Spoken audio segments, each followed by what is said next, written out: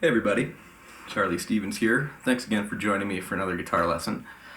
Today we're going to learn probably one of the most beautiful songs ever written called Amazing Grace. Okay, so there's some history behind this song. A story that I've heard is the guy who wrote it was a slave ship driver, and he was out on the open sea and he had an epiphany. And he realized that the choices he was making with his life were not the choices he wanted to be making with his life. And he decided to turn the slave ship around and he freed all the slaves on it. And he wrote this song that same night. Was blind, but now I see is a lyric in the song. So it's sort of about, this beautiful epiphany that he had. And I'm a believer that there's like a little bit of magic in this song. I can't quite put an explanation to that, but it's just the type of song that's just got some inherent beauty and magic to it that oftentimes will give me chills when I hear it. So I hope you like this one too. I think it's a really good song for where we are in the channel because it uses several different concepts that we've recently learned about. It starts with a pickup note. We recently learned about pickup notes. We can get a little practice with those. It has ties. We recently learned about ties, so we can get a little practice seeing what those look like in a real musical context. And also, it's in 3/4. Now, this part is actually sort of debatable. Okay, so it's mostly in 3/4. Most often I hear it in there. And I'm of the mind that it probably was originally composed in 3/4. But a key feature of this song is that it has something on the last beat of the measure and then something on the first beat of measure. 3/1, 3/1, 3/1. 3/1, right? Super low, I probably wouldn't sing it there, but you get the point, right? So it's got this little push, the last beat of the measure to the first beat of the measure, and makes it sound really important. So, interestingly enough, this song can be played in 4/4 timing too, without losing its character, without losing what makes the song the song. And that's not very common. A lot of times when you go and you put a song from 4/4 into 3/4 or from 3/4 into 4/4, you get a very different feel. Blue Moon of Kentucky is a good example of that. Bill Monroe did it in 3. Elvis Presley recorded it in 4. Okay, pretty different song. It still sounds like Blue Moon of Kentucky, but it has a totally different feeling. In Amazing Grace, because of this feature of the last note of the measure into the first note of the measure, it almost doesn't matter how many other beats are in the measure, right? 3/1, 3/1. So I think that it turned into 4 through people emotionally singing this, maybe at funerals or something, and letting the spirit sort of move them. And over time, it just kind of got dragged out. 4/1, 4/1, 4/1, 4/1. See, it sounds great there too, right? Almost sounds a little bit more emotive. It tugs at the heartstrings a little more because we're stretching the time out a little more. So I just wanted to point that out because I think it's pretty interesting how this song maintains its character in both time signatures very well, and that's not typical of a lot of songs. But we're going to go ahead and do it in 3 because I feel that that's a very common way I usually hear this song, and also because we've recently learned about 3/4 time on this channel, so it'd be a great way for us to get a little practice.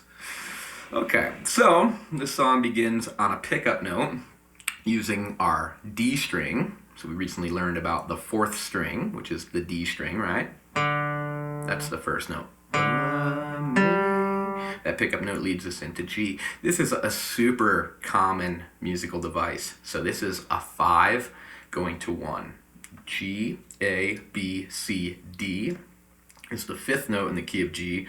And don't worry if all this is going over your head. We're going to talk more about theory and scales, and all this will be clear in time. But just so you know, starting on the note D, the 5th note, and then launching into the first note is something that happens a ton in music. We're going to see this in a lot of different musical examples.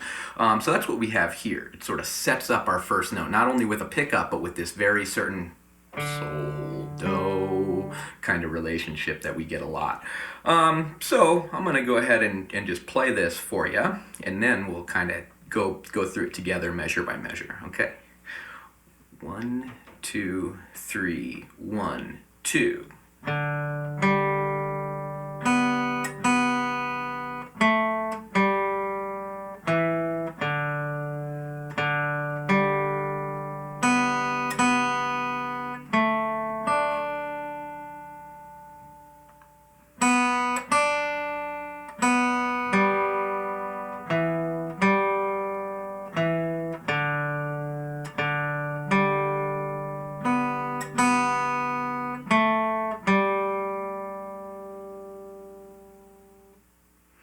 Okay, and I'm going to stop it there. So at that end there, if I was going to start over, I'd put the pickup note right there, and I would start the second verse. So the pickup note actually ends up being included in the music once we go through. It's not really like an awkward extra measure. It's kind of attached to the last measure, and we would kind of just loop it through, and it would make a lot more sense on the repeats. It wouldn't feel like there was a pickup note there.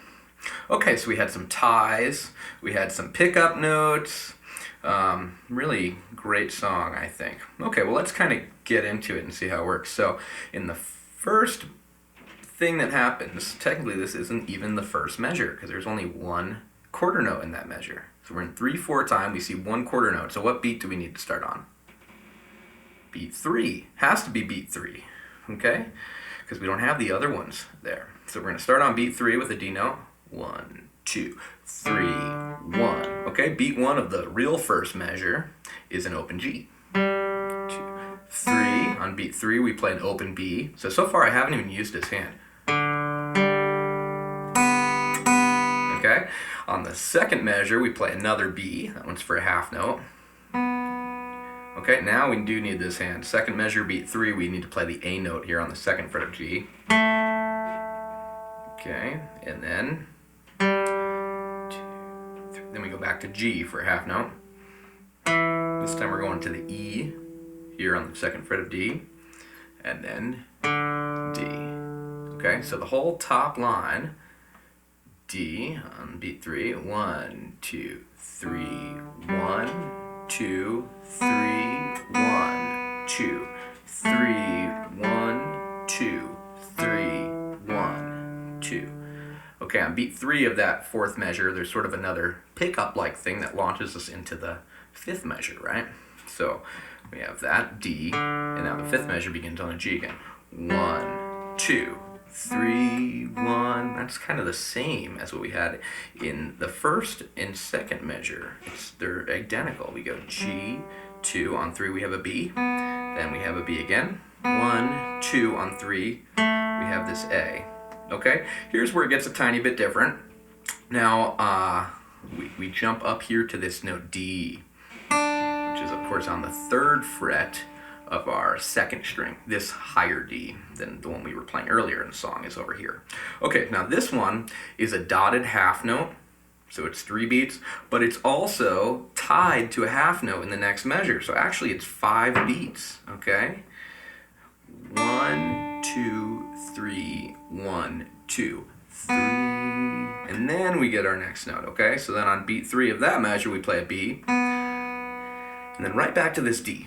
1, 2, 3. Beat 3 of that measure goes back to a B, and then G on the next measure. 1, 2, and then beat 3, we play an E right there. Okay, so I'm going to start at the pickup note, measure 4, and then we're going to go into measure 5. 1, 2, 3, 1, 2, 3, 1, 2, 3, 1, 2, 3, 1, 2, 3, 1, 2, 3, 1, 2. Okay, now there's a pickup into the last line here. We have a 3, it's a note E on the second fret of D. 3, 1, 2, beat 1 is a G. Back to the E on beat 3. 3, and then next measure down to a D.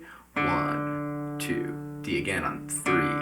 Okay, back to G. 1, 2, 3, 1. So G and B on 3. B again on 1. 1, 2. Back to A. 3, 1, 2, 3, 1, 2, 3. And there's 2 measures, so that last note, that last G, is a dotted half note again, and it's tied to another half note here. So the very last time we'd play the song, we'd make that one a dotted half note too. 1, 2, 3, 1, 2, 3, done. Song's over. If the song is not over and we're going to sing the second verse or something, on 3 we'd go back to the pickup note from the beginning again. Okay? So that's it. That's Amazing Grace. Okay? I hope you enjoyed that one. I think it's a really beautiful piece of music. I'll play it one more time so you can follow along with me. Here we go. 1, 2, 3, 1, 2, 3.